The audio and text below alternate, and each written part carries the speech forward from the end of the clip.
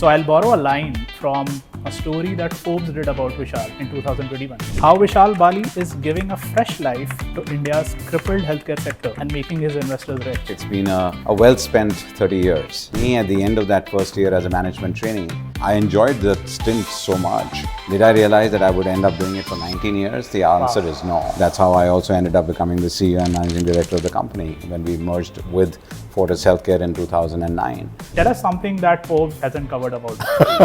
Let me begin by telling something. Not only you would never want to be pitted against Vishal in a boardroom battle, but you would definitely not want to be pitted against him on the tennis court either. As an entrepreneur, why did you choose to build in India? Because while there is tremendous scale, monetization is also super difficult in India. The humongous humanity that you can serve in this country, you can't do it in any of the other countries. Is insurance coverage also probably one of the reasons why we don't see like breakthrough companies in that segment? Spot on. So insurance is the catalyst of change for healthcare. Reason why you don't really see new models in healthcare evolve very quickly in the country. I've led the multi-speciality life all my life. Then you could potentially build through the single-speciality route many hospitals within that same given period of time when you would do one large multi-specialty box. And that was the thesis here.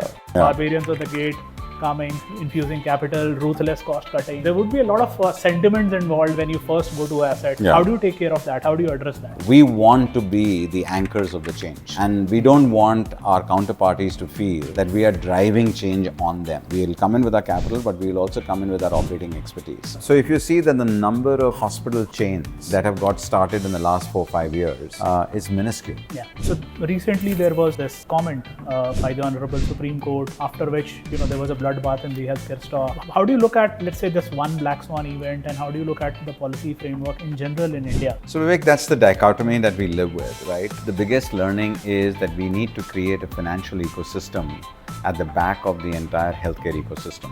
Do you have an ideal image in mind whenever you hang your boots? Are there certain milestones that you would want to achieve, or do you have an imagery about how it should be? I think, Vivek, it's more important to put your experience to work. There's this movie that I really like, A Beautiful Mind. It has the story of Professor John Nash, and all his colleagues comes one by one, put their pen in front of the desk as a sign of respect. I would go to the extent of saying that your career, whatever you have accomplished, reminds me of that scene. Hi viewers, I'm Vivek Sinha, the founder and CEO of Emversity, and I welcome you all to this healthcare-focused podcast series, The Prognosis. So the idea behind launching this podcast was to help create next generation of leaders for the healthcare industry. And we thought, what could be a better way to do this than let leaders of today groom leaders of tomorrow? So in each episode in the podcast, we'll be talking to a top CEO or an entrepreneur from the healthcare industry. So if you're an industry professional or a clinician or an entrepreneur building for the healthcare industry, then this podcast is for you. This podcast is brought to you by the Emversity team. We are a training and recruitment platform for the healthcare industry.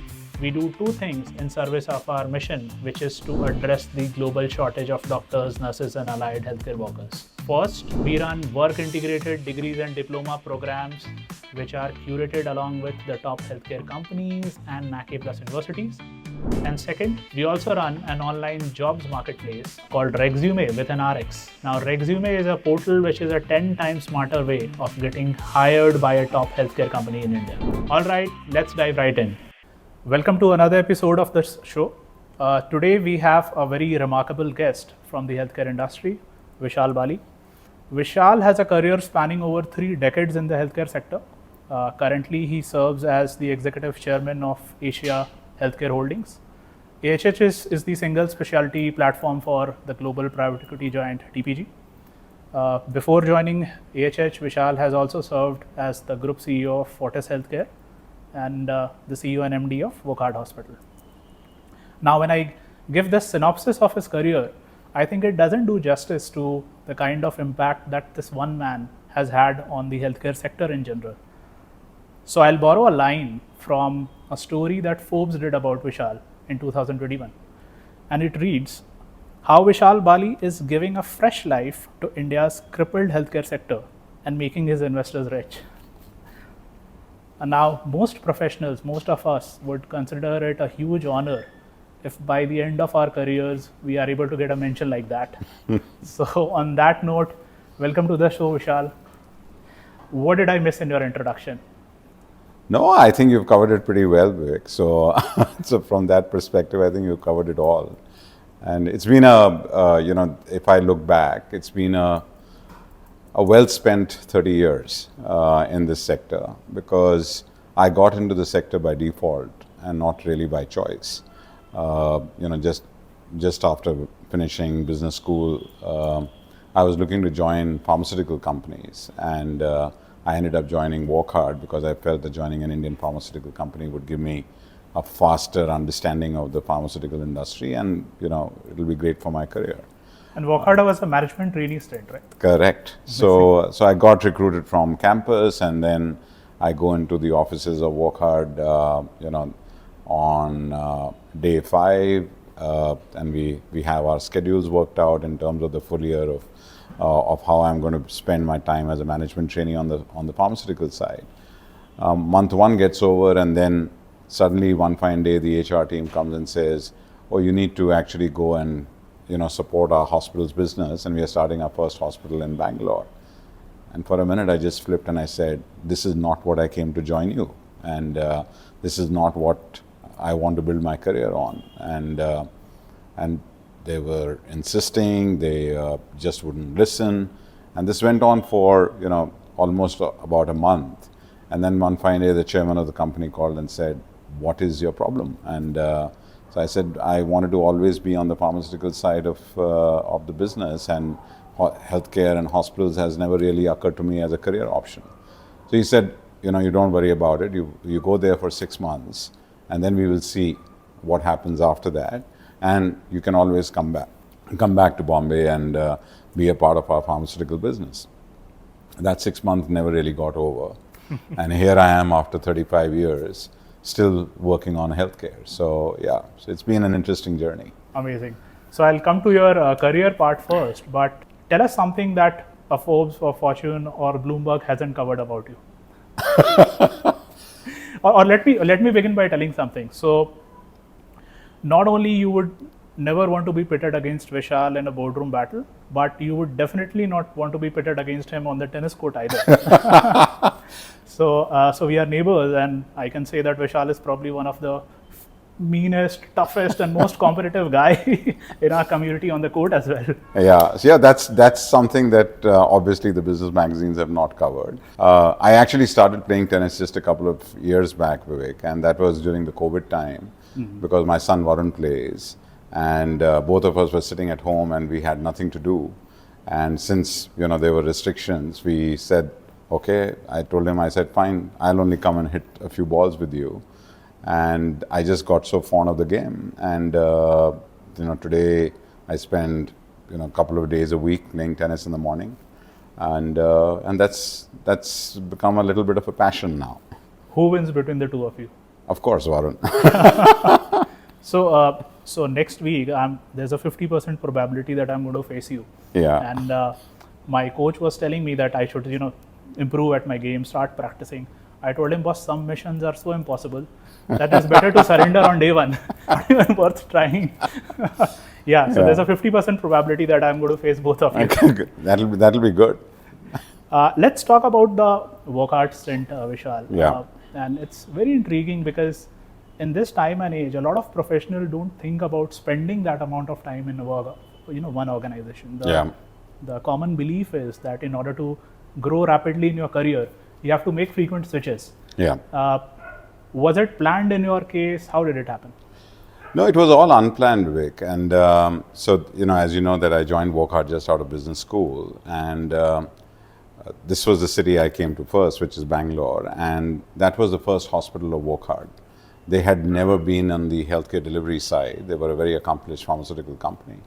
And the thought of actually getting into hospitals was more a broader vision, which Mr. Khorakiwala had. And I think it was also the first experiment that they were trying to see how things really move. And I think the institution that we created here in Bangalore, which was the Wockhardt Hospital and Heart Institute, did phenomenally well for the group. And almost, it was a seed of an idea And that time we had Apollo, which was the biggest hospital network in the country. And that was a good, powerful way to sort of see that there are others who have done very well on the healthcare delivery side. And if you sort of build a corporate hospital chain, it will be very valuable. The industry was just getting corporatized. It was just getting corporatized. Apollo was the only game in town. Fortis was not even there at that point in time. And the rest of it was all single institutions in different parts of the country. Escorts was there up north, which was started by an automobile company and not by a healthcare enterprise. And I think that one institution which we started over here gave us a lot of impetus to actually grow the network. And of course, for me, at the end of that first year as a management trainee, I enjoyed that stint so much that I just felt that I could continue doing this for the next 2-3 years. Did I realize that I would end up doing it for 19 years? The answer is no. But I think sometimes, when you're really enjoying what's happening to your career, and frankly, money was not really a big criteria for me at that point in time. And it was more about that professional passion of creating something. And I think I got that opportunity at a fairly young age. People talk about entrepreneurs like yourselves who got out of business schools and engineering colleges and created great companies. But for many of us in the business school at that point in time, you come out and you were never really thinking of becoming an entrepreneur. But if that instinct was there in you, and if the environment gave you that opportunity, then you could just go on and on. And I think in my case, that's really what happened. And obviously, Wockhardt grew as a network. I grew along with the company. So that's how I also ended up becoming the CEO and managing director of the company when we merged with Fortis Healthcare in 2009. But that's what is a remarkable stint. And I frankly never really thought of jumping ships. While I would get a lot of offers, I would get the industry knew what was happening with Wockhardt hospitals, but it was a very satisfying professional career. And I think that really made me in many ways what I am today. Wow. So technically even Fortis was not a switch. Correct, because it was just a rollover. Yeah. So Fortis acquired the 10 hospitals of Wockhardt, and this was in 2009. And we just moved from one institution to the other. And then I became the group CEO of Fortis Healthcare. I went to Singapore to set up Fortis Healthcare Global. Through that stint, I worked almost in 14 different countries because Fortis was on this acquisition spree of building healthcare in Asia Pacific. So I led that entire ecosystem for them. I led those transactions that we did in various countries, acquired not just hospitals, but we had the largest dentistry chain in Australia and New Zealand, a company called Dental Corp. We had the largest primary care network in Asia up in Hong Kong and Greater China called Quality Healthcare. We ran the largest hospital network in Vietnam. So these were different businesses, different parts of the healthcare ecosystem, diagnostics, because SRL was there, and then we had a pathology diagnostic business in Dubai. So that was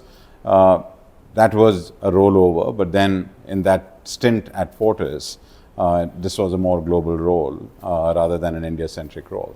And how were you able to manage or expand your bandwidth to manage such a geographically distributed and such a diversified operation? So I've always been a people's person, Vivek, and I think when you work with outstanding talent, you often create opportunities for businesses to grow exponentially. And that's really what happened in the Fortis role, because we were going into these very uncharted geographies. An India hospital chain, going down Australia, New Zealand, acquiring a dentistry business. One would not even have thought about something like this. But we felt that, there's an opportunity in some of these business models, and we could cross these business models across geographies, across countries. And obviously, you then work with different cultures, you work with management styles which are very different. Each one of these geographies, people work very differently in terms of their work style. And then we were also Singapore headquartered at that point in time.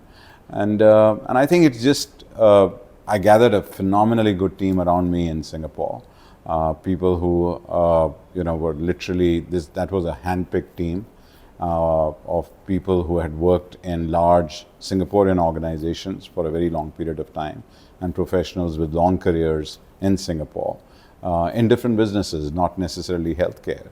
And that sort of created the opportunity to bring a good team together, which could then run and support this diversified, multi-country, multicultural business. Wow. And on an average, how many trips were you taking in those days in a month? Yeah, so that's another one that most people don't know, but I was on a plane almost for about 20 odd days, 22 days a month. And on international flights most often. I used to make a trip to India. I was coming in on Fridays, going back on Sunday. So yeah, it was an interesting time. Wow. And at the peak of your career, I mean, you were probably at a position which most operators would dream of. 2014, if I'm getting that. That's correct. Right? Yeah. At the peak of your career, you are managing this multi-country, diversified operations. You decided to quit and launch a venture of your own.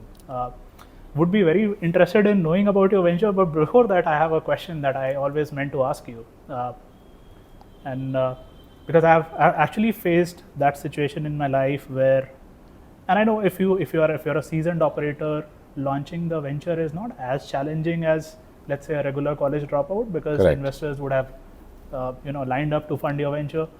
But still, you have to let go of the corner office, you have to let go of EAs, you have to let go of the army that's supposed to. So it's a definitely a lifestyle downgrade in the first few years. Yeah. You have to let go of the comfort of a, let's say, $500,000 salary. I used to get pangs in the first 2 or 3 months. I used to question myself, boss, ye kya kar liya? Correct. Why am I doing this? Yeah. Because the gratification, the gratification is of course much higher, but it's not instant being an entrepreneur. Yeah. So what was the thought process going in your mind? Did you also get pangs? How did you cope up with it? Would love to know about that. Yeah. So it was it was a tough decision, and so I was sitting in Singapore, nice country. I had been there for a couple of years. I had a great team that was working with me. We were obviously looking after these businesses in so many different countries.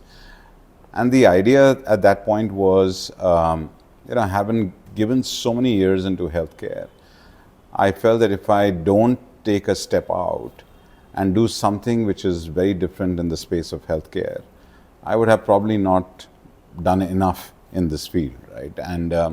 And for a very long period of time, as I was going through building hospitals and going through, creating these multiple segments and verticals of healthcare, one thing which always occurred to me was that from a lens of the patient always thinks of the hospital as their destination of care. And if we could convert that destination of care to home, then that would be a big step up change in terms of the ecosystem, in terms of the way that the consumers receive healthcare, in terms of the way they are looked after post-operatively, and home is the best place to be cared for. And that was something which was irking in my head for almost 2-3 years. And then one fine day I said, if I don't do it now, I would probably never do it. And so as I got into 2014, I just felt that this is something that I want to now try. So I just moved back to India, and we set up Medwell Ventures between me and Farzan, who's a very, very dear friend of mine. And Farzan used to run Quintiles for Asia Pacific. And so both of us sat together and we said, let's try it, let's see how different this is, and let's go down the entrepreneurial path. And so both of us were in very accomplished careers, and we just said, it may be worthwhile to do something very different. And it was, it was a very big change to go from multi-billion-dollar enterprises and running $1.5 billion P&L to actually come down and do a startup in home healthcare. But it, again, as I said, that I've done many things in my career which are more from the personal satisfaction perspective, because healthcare as a subject is so intense that everything that you do in it ultimately goes and impacts somebody's life. So that was how Medwell Ventures came about. Now, as an entrepreneur, why did you choose to build in India? Because while there is tremendous scale, monetization is also super difficult in India. Correct. The paying capacity, even the check sizes. If you go and let's say build in Singapore, for Yeah, that matter, yeah. The average check size in the seed round or etc. is much higher. Correct. Why did you decide to come back to India and go and build in probably what I would call the toughest market? So I think it's also, Vivek, in terms of scale, right? So while India on a per patient revenue side is far less compared to many of the other countries, so let's call it ARPP, but I think the scale that you can establish in this country and obviously the humongous humanity that you can serve in this country, you can't do it in any of the other countries. I mean, Singapore is a small population, everything is regulated, you can create a business over there, but again, you're serving a very small segment of the population. If you want to really create impact with some new business, these are the markets where you go, because you'll burn a lot of money, but you will also then get to some degree of scale. And that was the real idea, because India is a very mature healthcare delivery market, particularly on the private side and on the corporate side. So I also felt at that point in time that this is corporatization of home healthcare, which frankly never existed in India at all before Nightingale started. I mean, there were a few players, but which are unorganized. Yeah. So that whole realm was unorganized. So home healthcare, and even today, a lot of home healthcare is delivered through the unorganized segment. So what we tried to do and created was something which was on a more organized corporate basis. So I think it was not easy. It was pretty tough. And again, my thesis at that given point in time was that if home healthcare gets insurance coverage, then it will have rapid scale around it. Sure. Unfortunately, what happened was that insurance started covering home healthcare in bits and pieces, and not for the entire process of providing home healthcare services. And I think that's really where the growth sort of got a little pegged down. And then we felt that this is a good opportunity for us to merge with Healthcare at Home. That's the Dabur company, the Burman family's company up north. And so today Nightingale's is a part of Healthcare at Home. Amazing. Is insurance coverage also probably one of the reasons why we don't see like breakthrough companies in that segment? There's Portia, there's Healthcare at Home, but not at the scale one would have expected given the size of the market. Is spot on. So that's basically because when people are paying out of pocket, beyond the first couple of services, they become super sensitive about paying the next, paying for their next service. And particularly some of these services could go on for months together, right? So if you are like post-operative care, seniors, looking after seniors is not a one-time activity, right? It could go on for many years. And particularly when you're treating for long-term disease issues like oncology at home, then you really are creating a bill size which keeps on increasing. Now, if insurance is not a coverage and insurance only covers hospitalization, that's when the problems begin, right? Because then people turn on and say that I'm better off going into a hospital and getting admitted because my insurance will reimburse me. So it is okay if I go and get admitted for a couple of days. So insurance is the catalyst of change for healthcare, and this is why you find that in countries like the US, you have different models of healthcare which come up very quickly. Those companies become $100, $200 million in just a couple of years' time, and that's basically because insurance is the biggest change agent, right? And they almost incubate these newer models of healthcare. Optum is a classic example. And insurance coverage, especially in the Western countries, is almost universal, right? Correct. Correct. And it's all private. So even Medicare and Medicaid and all the private insurance companies which are there, they all continue to evolve and they change and they create new products, they create new services. But unfortunately in India that has not happened. And the Indian insurance companies on the healthcare side have been very, very conservative. And that's the reason why you don't really see new models in healthcare evolve very quickly in the country. Got it. In the geriatric care or home healthcare space, there are two kind of models emerging. There are some companies who I would probably call work purely on labor arbitrage. There are some other companies who add a layer of training and supervision on top of the caregiver. What do you think is going to be a successful model eventually? Commonsensically, one may want to believe that adding a layer of quality, supervision, etc., is the way to go. But that also increases the ticket size, and then it brings the challenge of scaling the paying capacity. What sort of approach did you guys take, and what do you think? So Vivek, I think if you want to do things in an organized way, and particularly when your biggest competitor is the unorganized sector, you have to create a very different model, right? And that different model, the consumer has to feel that he's getting a great service in the way that he or she is being served, even at home. And I think for us, that was very critical, because I think getting trained manpower on the paraclinical side is a very important part of that entire offering. Because in the unorganized sector, you don't really get that kind of quality of manpower. And you have to work very hard to sort of make sure that you are getting a good quality manpower. So you need to constantly train, because many of the people who work at home are bedside caregivers or even bedside nurses. They have options of going into hospitals and working there. So when they come outside of that ecosystem and work with you, then you also need to make sure that on a consistent basis they are being trained for providing home healthcare services. And this is a very, I would say, this would be the most people-heavy ops, right? It is. It is. So in fact, because basically it's a people's business. There is, because you're providing care for people at home, which is not led by technology. I mean, not led by medical technology.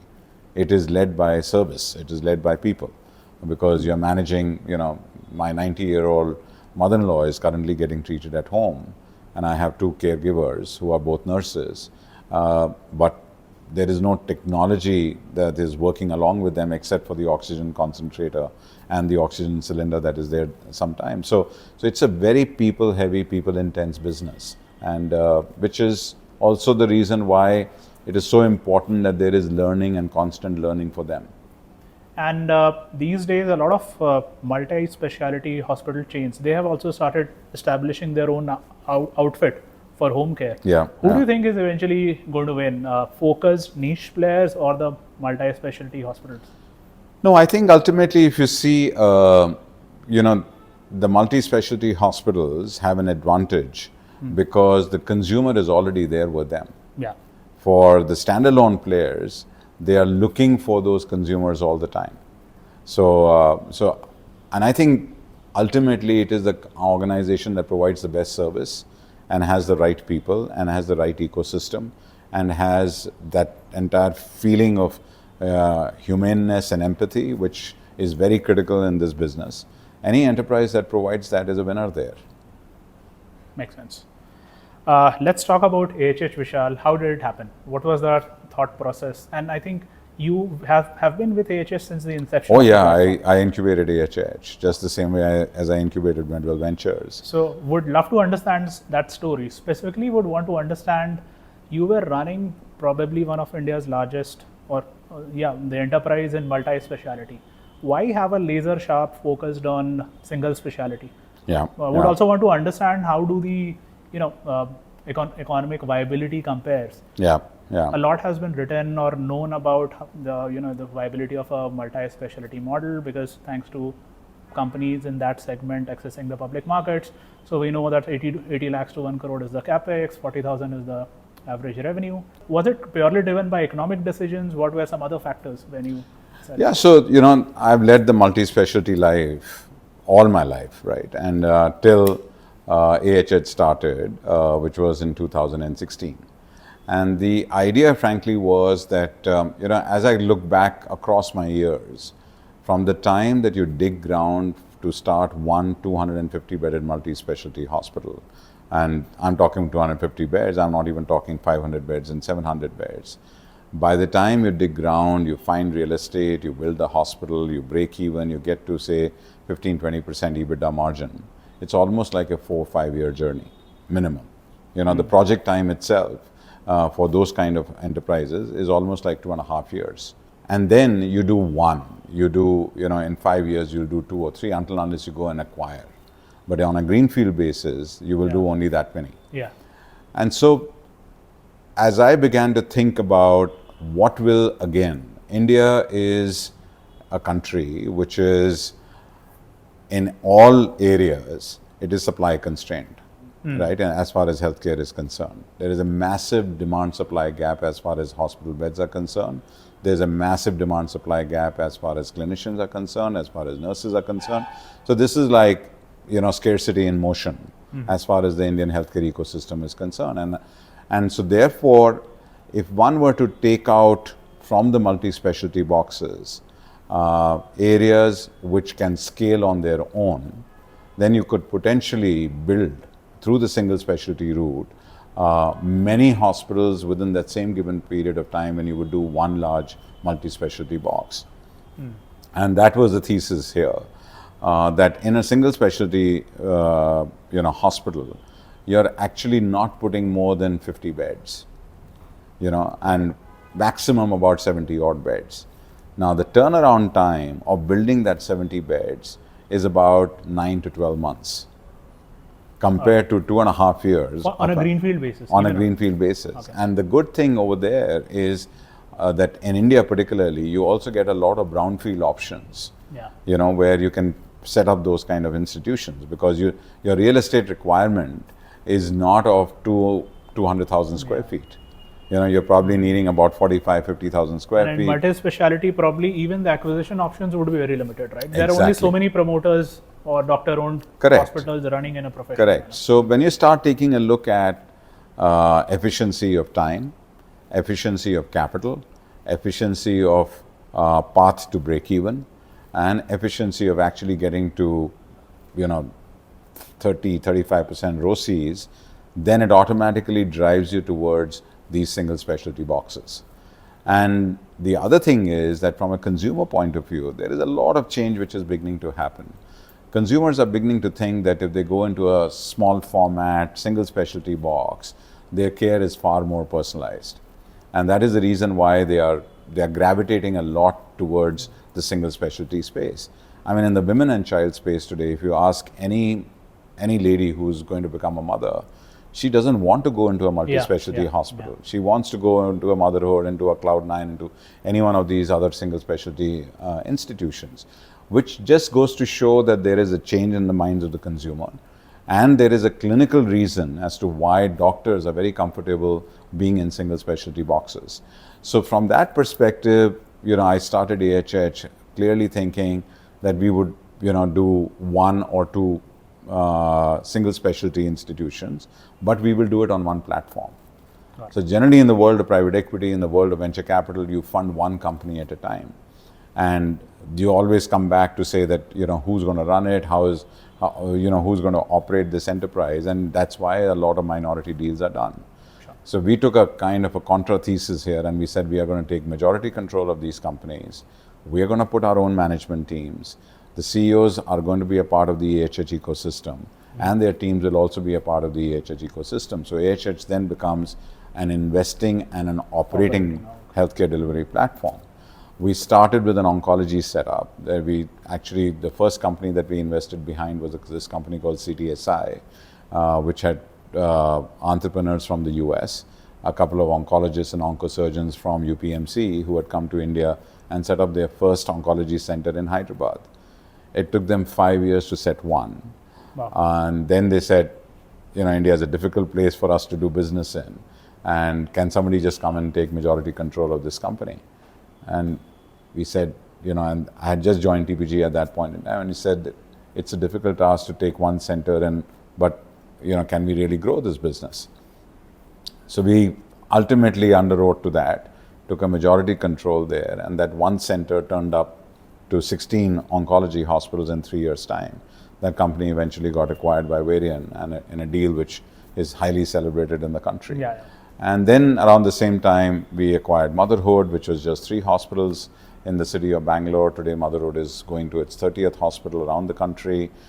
2019, we acquired Nova IVF, which was with Goldman Sachs for almost 10 years. Nova was 19 centers when we acquired the company. Nova is going on its 90th center now. We are in 54 cities. Last December, we acquired this company called Asian Institute of Nephrology and Urology out of Hyderabad, which has 7 hospitals. We believe that will become another 14, 15 hospitals more. So the ecosystem just kept expanding because we saw a lot of success in the way that all these enterprises grew. We saw a lot of success in the quick ramp up that we were able to provide to each one of these institutions. And that was the thesis. The thesis was, could you scale very fast? Could you add new hospitals in different parts of the country rather than just one metro city? Can you really expand and grow, and you get clinical talent in different parts of the country to come and join you? And thesis proved behind each one of these specialties. So that's how now AHH is the largest single specialty healthcare delivery platform. And I built it as a platform basically because I also wanted to make sure that the teams that run it, they take accountability for each one of these enterprises. So at AHH, there are just 5 of us.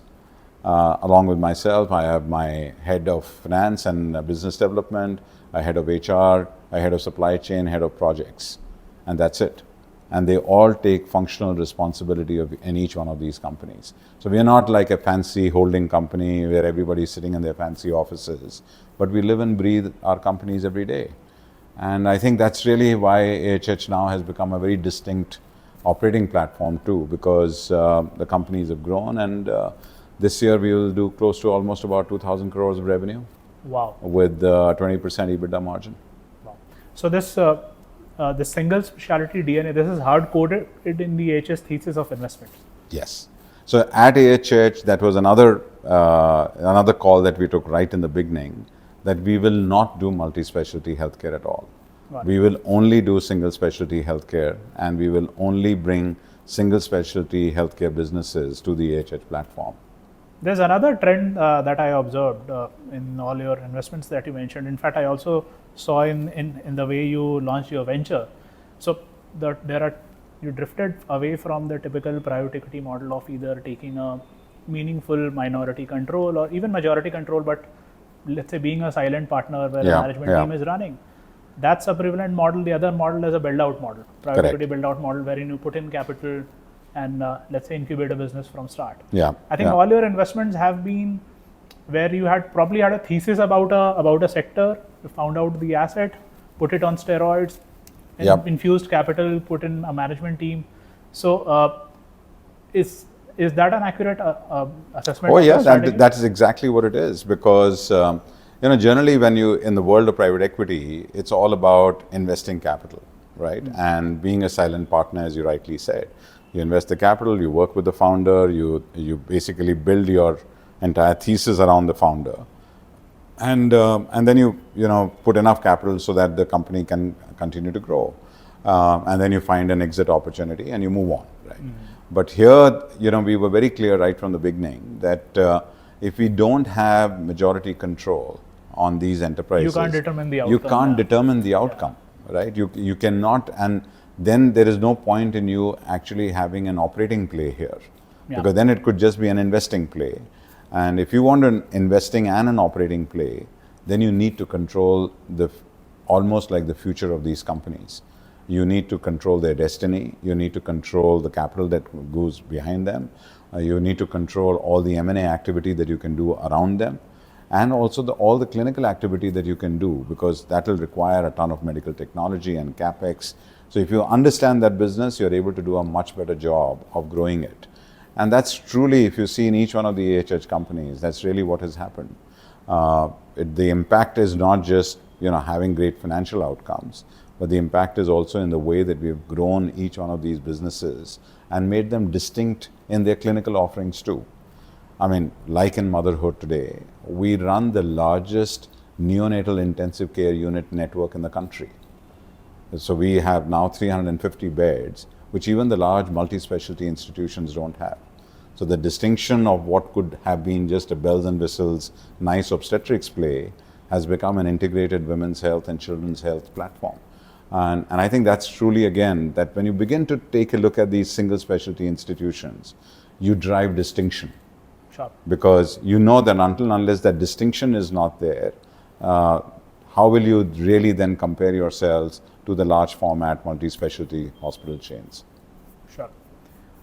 So you already have a play in mother and child, fertility, nephrology and neurology as well. What are other specialities which you find exciting? I mean, something, let's say chronic, or what are other areas that you are actively looking at? So if from our starting point, Vivek, so we have done oncology, we have done the women and child, we have done IVF and fertility, we have now done nephrology and urology. An area that is of great interest, which I believe again will do phenomenally well, is gastroenterology. Gut health is becoming a big issue, and also in terms of, as technology has increased and improved in that space, there's a lot of minimal access surgical work which is going on the GI side. So I believe that's an area that could come into a single specialty box.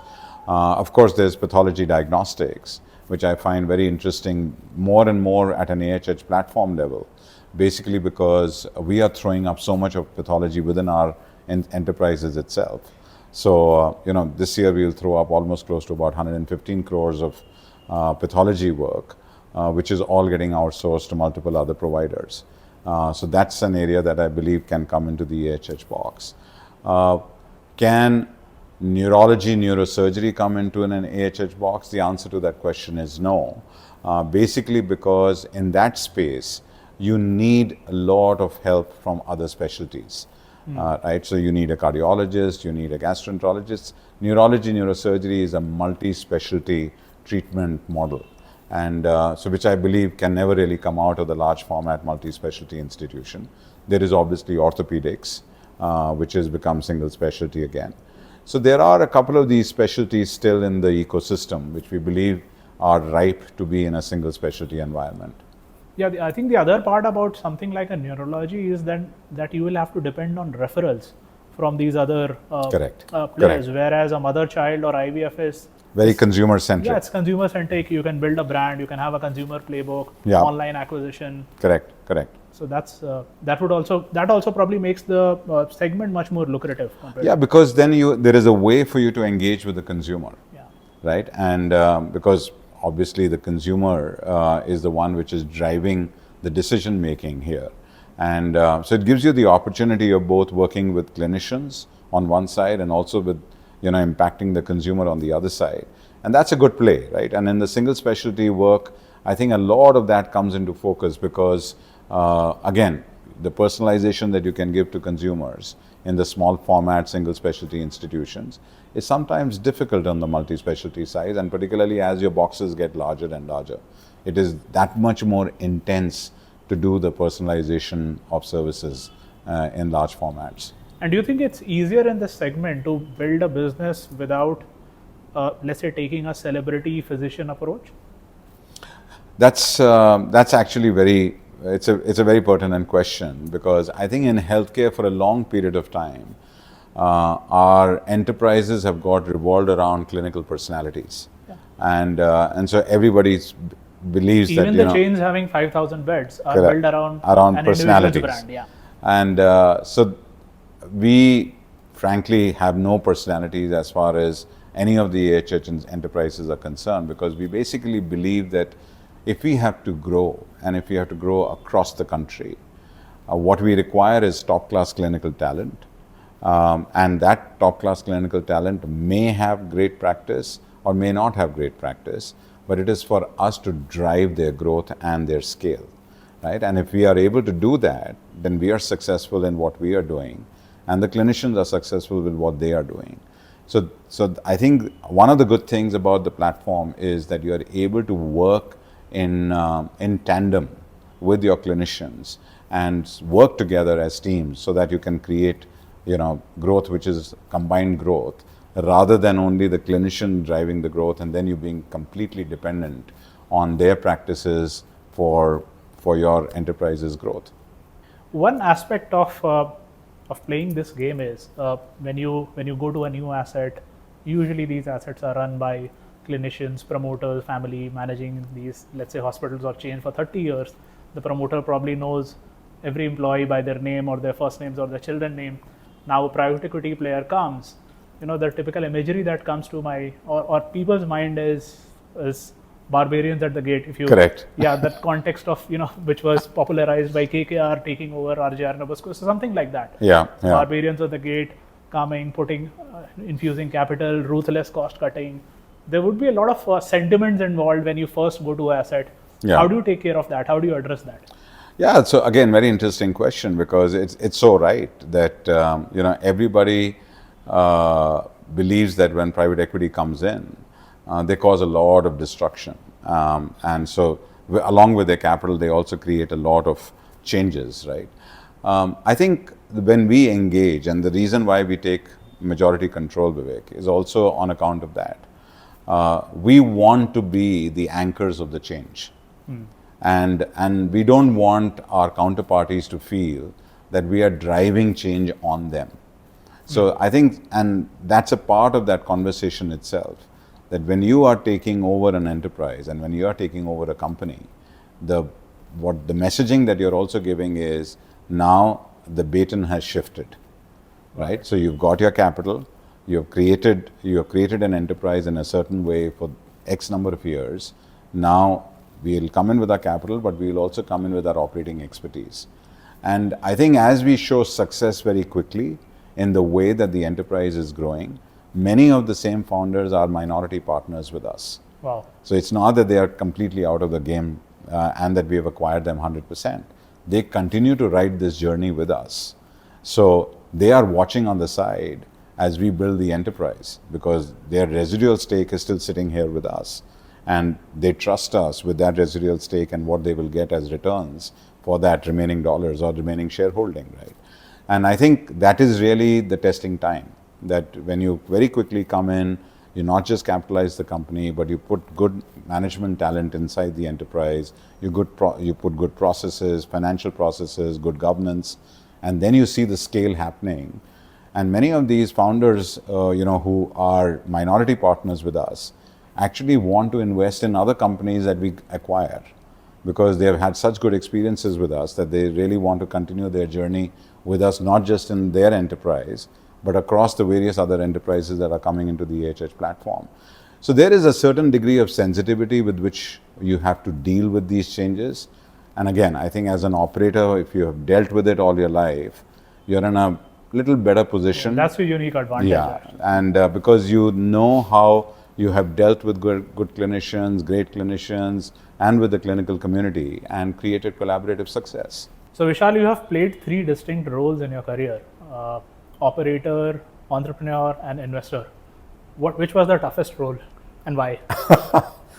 Yeah, so I think the last role is actually a combination of operator and investor, and I would say that this is the toughest one, basically because there are multiple expectations to deal with. When you're an operator, you're just worried about growing your business and making sure that your business is scaling, and your hat is very different. The moment you wear the investor operator hat, the complexities that you work with your investors, their returns, their thresholds, the scale of the business, and how that has to become that much more relevant, I think this is a tough one. And I think sometimes success breeds its own issues.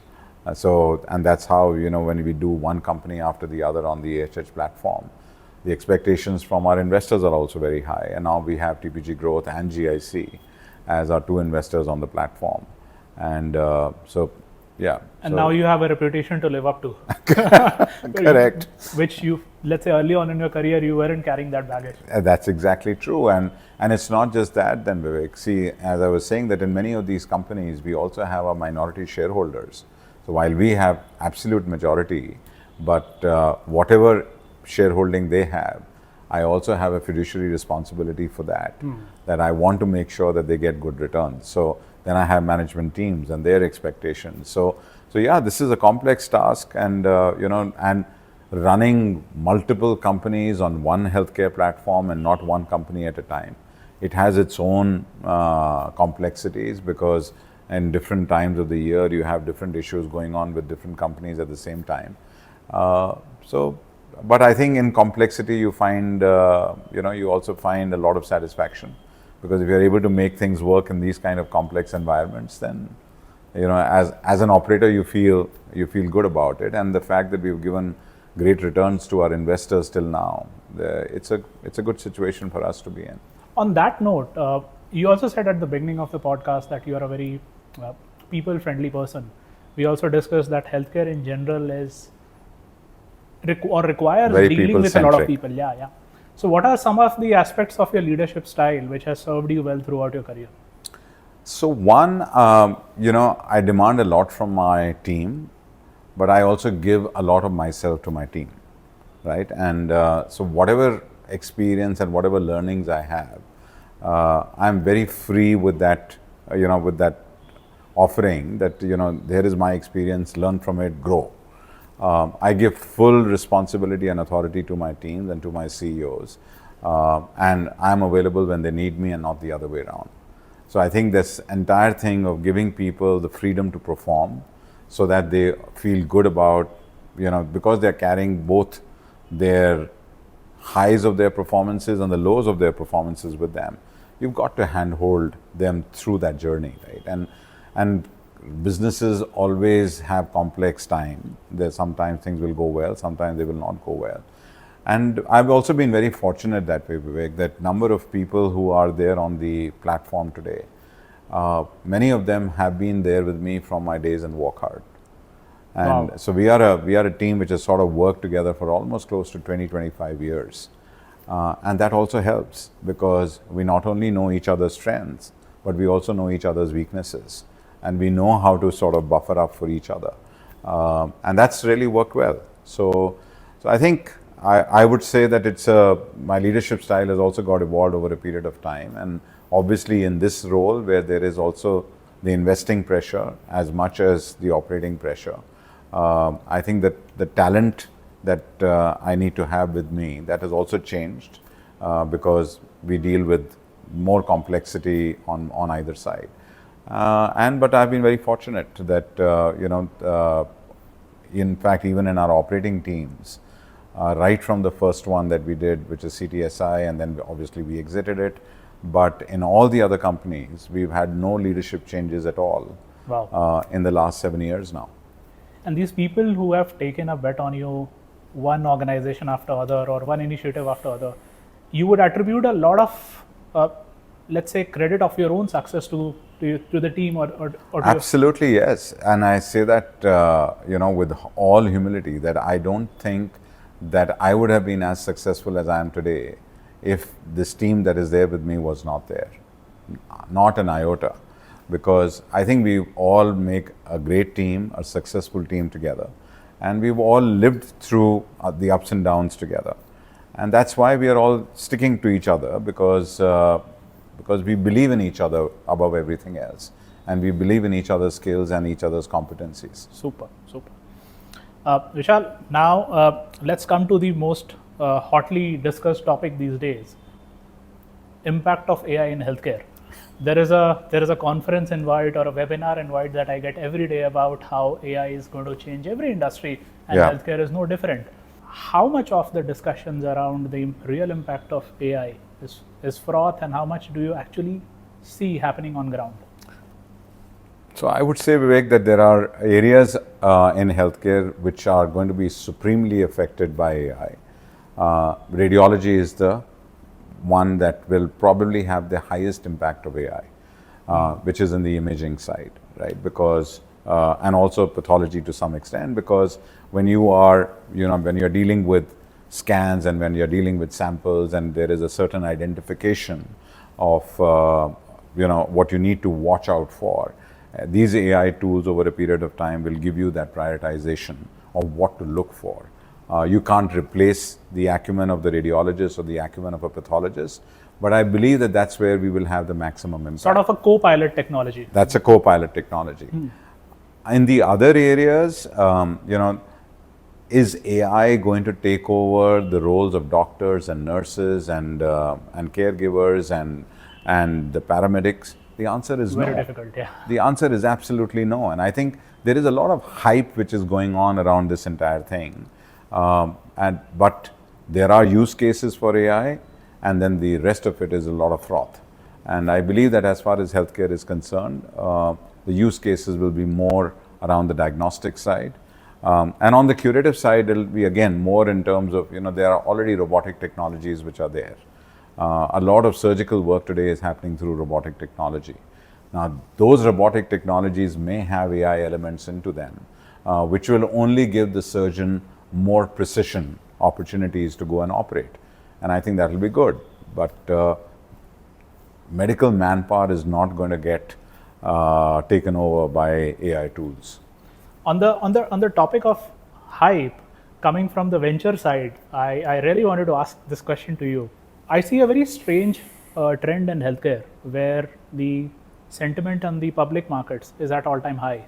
Even on let's say for mature stage company, on the private equity side, probably this could be the best time to, let's say, operate in the healthcare segment. Yeah. Whereas you look at on the venture side, the sentiment is exactly opposite. There are not too many people building in healthcare space. There are not too many VCs very excited about, let's say, entrepreneurs or new ideas in healthcare space. How do you look at that? So I am a bit worried on this front, and I'll tell you why, Vivek. Because this funding winter, which almost everything in the startup world is going through right now, is actually not good, because the number of ideas which will get incubated, which will grow, and where companies and enterprises will grow, which will also need growth capital after that initial capital of seed money and a couple of rounds. And when the private equity guys come in and they start putting in huge amount of capital, if those ideas are not incubated, where will we all deploy capital to, right? So I think what is really happening right now, that there is an extreme step which has happened, where because LPs are turning around and saying that we don't want to burn our money in the startup ecosystem beyond a point, the bets have become, I think the risk appetite has just disappeared, which again, I don't think is a great situation, because all these companies, in fact, each one of the companies that I'm talking to you about on the AHH platform, have all been seeded at some time by a venture capital fund. Sure. Right? And these companies have grown on the back of that capital and then have got mature enough to take our form of capital. So I think I'm hoping that this turn will happen now as more and more stability comes in. And again, between the froth and the reality, there is also, there were a lot of gray areas, and I think profitability was a big gray area for many of the startup companies. Despite raising like various humongous amount of dollars. Yeah. And I think if that's sort of, and now the new generation of companies that are there, and with the kind of capital that will be put behind them, and also I think the path to unit economics being very clearly outlined and being lived to, that is the kind of confidence that, all fund managers are looking for, right? So I think at the end of the day, hopefully this trend will turn, and it should, because otherwise we are suddenly going to have, as you rightly said, that all the big players are sitting now in the public markets, and the private markets will not create any kind of pipeline of new companies. Which will be a funnel to... Which will be the funnel for them to go public in the future. So we are going to face that situation unless this new thought process turns around a bit and there are more companies that get funded at the initial early startup level. Do you think it is also partly because a lot of entrepreneurs on the venture side shy away from doing healthcare delivery and focus more on something which is in the area of, let's say, technology or platform? Because healthcare delivery is complex. Correct. You need to have an appetite or a strong gut about it. Actually, I'll tell you something very interesting. When I first started off building, I was thinking about something in the nephrology space. But then suddenly, all of a sudden, a realization hit my mind. Maybe I'm at some stage, I'm going to have an operations where patients are losing their lives Correct. in my premises. Correct. And that gives me the chills. Yeah. I thought, Yeah. mentally, I'm not ready for that. Correct. Do you think it's partly because entrepreneurs are not ready to bite that bullet of doing actual delivery and want to focus more on the So that technology? is true, Vivek. And so if you see that the number of hospital chains that have got started in the last 4-5 years is minuscule. Yeah. Hardly anybody has started a new hospital chain. The hospital chains which were started, say, 5-6 years back, those are the ones that are continuing to grow. But there is no new chain creation which is happening. Unlike, say, 10 years back, when you had multiple chains getting incubated around the same time, whether it is in the single-specialty side or on the multi-specialty side. So I think we are sitting in an environment now where we need to incubate a lot more. And you are so spot on right. Everybody thought that health tech is going to be the next big wave. Yeah. And everybody thought in the post-COVID scenario that technology will make a massive impact on healthcare. And that is the reason why so many health tech companies also got funded exponentially during that period of time. But from a consumer perspective, the consumer has not sort of gravitated completely into the tech world of healthcare. So I think we are also sitting on one side with consumer expectations, which is that I still want to go in physical environments and get treated with physical people. And I will do virtual when I want to do it. So you can't really build a great model only on virtual care. So I think we should appreciate the fact that the consumer also has a voice over here. And at the same time, we want to make sure that new physical hospital chains are built. At the same time, I think some of the technology companies and how they can refine their models further, that needs to happen. So the whole ecosystem in some way needs to change a bit. Some investors on the venture side hold the view that venture outcomes can't happen in healthcare in India because it takes longer than, let's say, a certain time frame which ideally a VC would want to exit, and it's harder, more difficult. Would you agree with that viewpoint? It is right. I mean, you don't really get exponential returns in 5 years on the healthcare delivery side. You may get exponential results in 5 years on the tech side. And I think that's exactly what happened. Most of the VCs put money behind technology companies and they have got used to technology returns, right? Yeah. But healthcare is different, and it does not really give you those kind of returns in 5 years' time. So you need to have a longer gestation time to get those kind of returns. And in fact, in some way, that is also the reason why I went down this path of single specialty, because what needs to be proven in that 5-year model is fundamentally that these are scalable, profitable assets, right? And so therefore you can aspire to have great returns on the back of a chain that just started about 5 years back, but you need to still give it some 2 or 3 years extra time for an eventual exit. So I think that is really the learning over here. Sure. Let's talk about the policy front, Vishal. So recently there was this comment by the Honorable Supreme Court, after which there was a bloodbath in the healthcare stock. How do you look at, let's say, this one black swan event, and how do you look at the policy framework in general in India, and how does it impact you, especially considering that you are or most of your portfolio companies are let's say premium players, Correct. which believes in delivering higher quality, but also charging a premium for that. Yeah. How do you look at the overall picture? So Vivek, that's the dichotomy that we live with, right? In a country of 1.4 billion people, you have less than 2% of GDP spend on public healthcare, right? What would be the comparable number, let's say, in slightly more advanced geographies? All the country. I mean, the US spends 16% of its GDP on healthcare, but that's the other extreme. But averagely, countries are spending 7 to 8% of their GDP on healthcare. Okay. Our combined public and private healthcare together is about 5.5%. Okay. Right? But effectively, 3.5 out of that is coming from private healthcare. And as you can see in budget after budget, there is hardly any mention on the focus for healthcare. So I think the government needs to be an enabler of policy. The government needs to basically enable the start of ecosystems.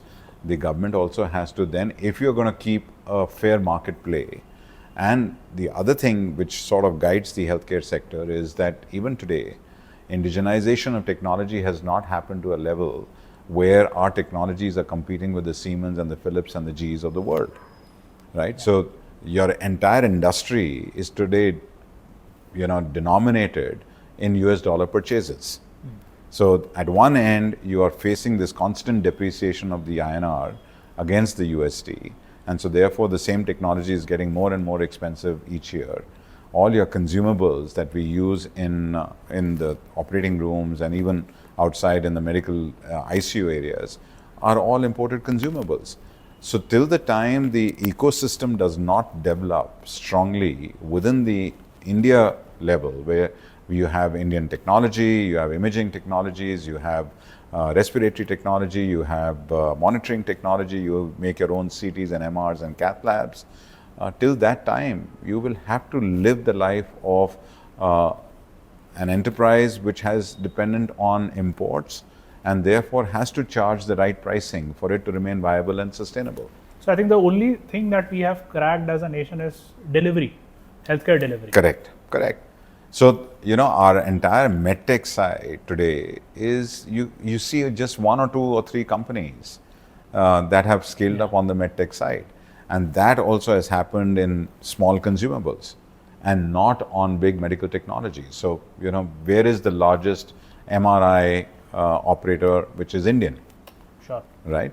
Where are CT scans being produced in India of, 256,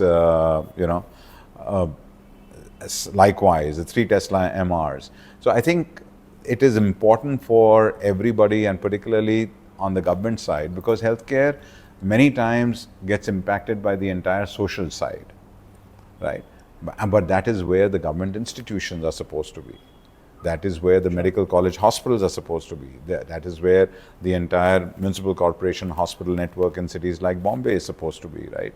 You are supposed to fund them to give healthcare to people who cannot afford. But at the same time, for the private enterprises, which is meant for consumers who can afford, you have to then give them the space to be able to run their own enterprises. So medtech, pharma, healthcare providers combined, $400-500 billion industry, growing at a decent double-digit rate. We discussed that government has a very important part in making healthcare accessible to a large chunk of population who can't afford the Correct. Public, let's say private players, and they have a very important role to play in terms of laying the roads for consumers who can afford. And I know. So, like for example, Vivek, and sorry to butt in, but the entire insurance reform, right? If insurance is a big enabler for healthcare services, then the government has to do its role by creating an enablement mechanism where insurance is constantly creating new products and services in healthcare. Right?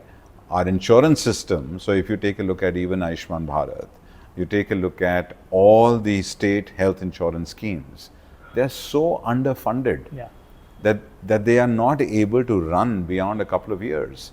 So the primary objective from a government's point of view has to be to create enablement of these government-run health insurance schemes or healthcare schemes, CGHS, ESI, these are all government-led enterprises, and they have to create enough ecosystem or enough capitalization behind these schemes so that they can provide healthcare to all those beneficiaries.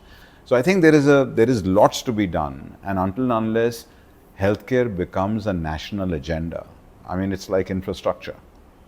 If creating infrastructure in this country is a national agenda, healthcare has to be a national agenda. Yeah.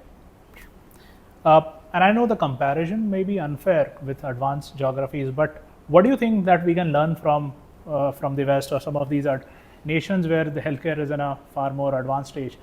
Other nations have things like value-based care, etc. What are some of the things that we can learn, let's say, in the near term? So I think the biggest learning is that we need to create a financial ecosystem at the back of the entire healthcare ecosystem, right?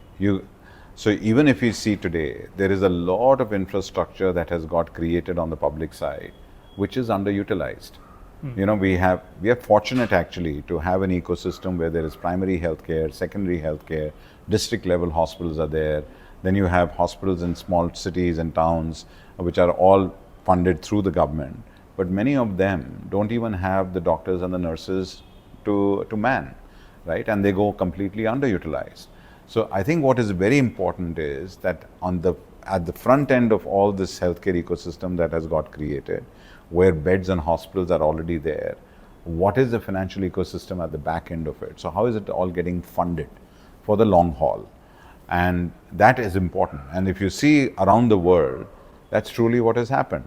So NHS is a socially driven healthcare ecosystem, but every citizen of UK pays money into the NHS fund, and that's how they have a right to receive healthcare. And likewise for many of the other European countries.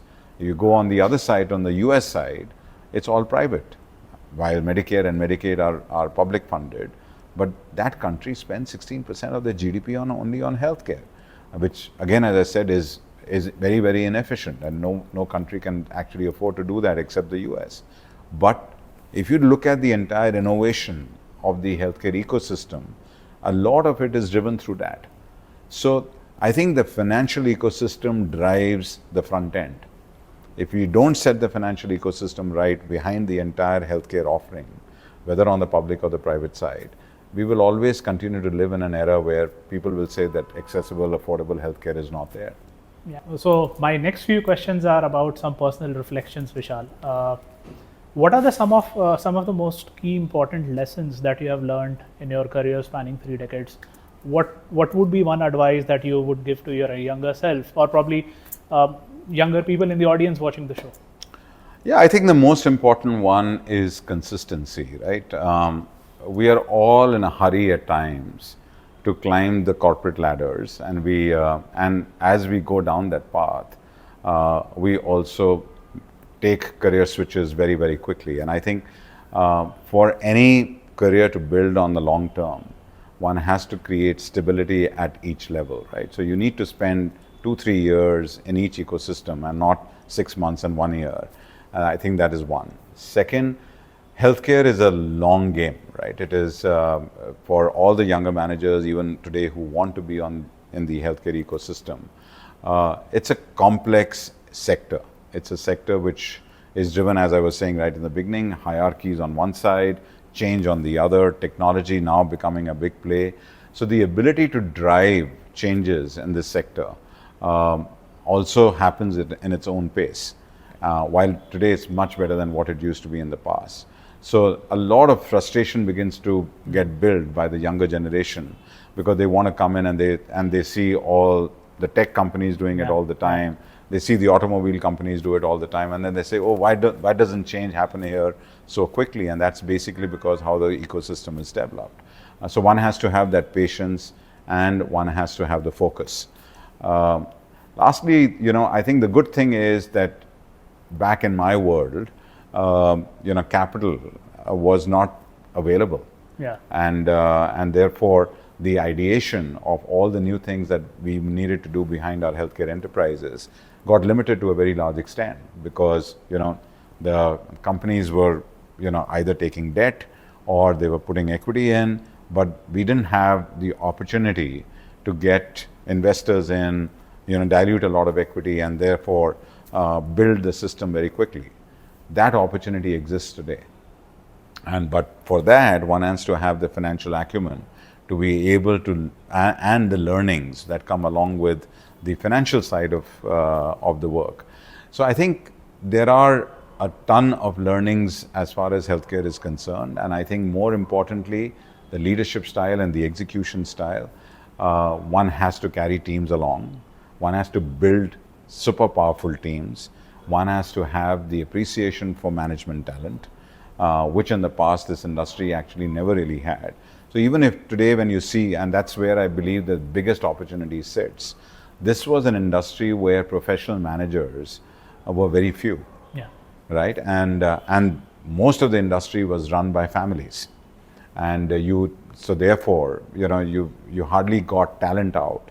Today, with the investors coming at the forefront, there is a lot of opportunity of this ecosystem evolving and a lot of need for good management talent. And I think therefore the setting is now good for the new generation to come in and make healthcare as their profession of choice, which unfortunately in the past was not. So there is a transition which has happened on the back of how the industry is changing.